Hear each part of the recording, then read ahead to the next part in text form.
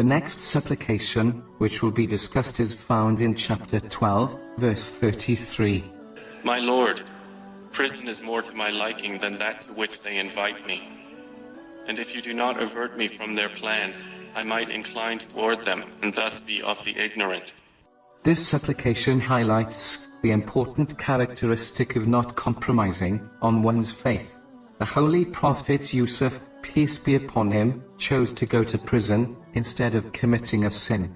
Muslims are not expected to make huge sacrifices like those done by the Holy Prophets, peace be upon them, and the companions, may Allah be pleased with them, but they should not compromise on their faith for the sake of people or to gain worldly things.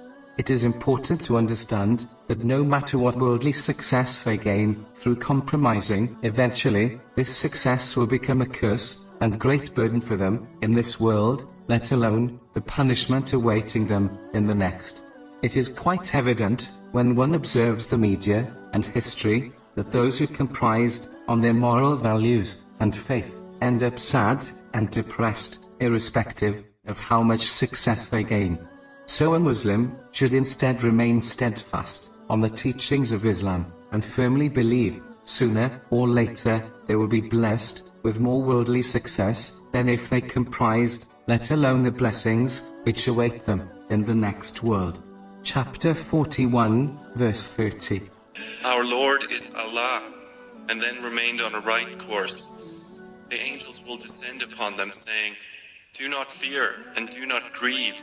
In addition, this verse reminds Muslims to avoid pride by believing that the strength to remain steadfast is achieved through their own strength. This is not possible without the guidance and mercy of Allah, the Exalted. In fact, no righteous deed or refraining from sins is possible without the mercy of Allah, the Exalted, in the form of inspiration, strength, knowledge, and opportunity.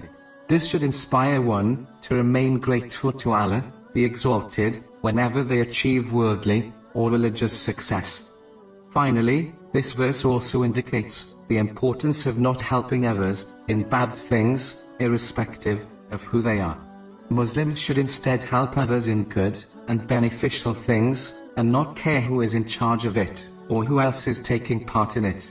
Good should be supported, even if a stranger is doing it, and bad things should be avoided and advised against, even if a beloved is doing it.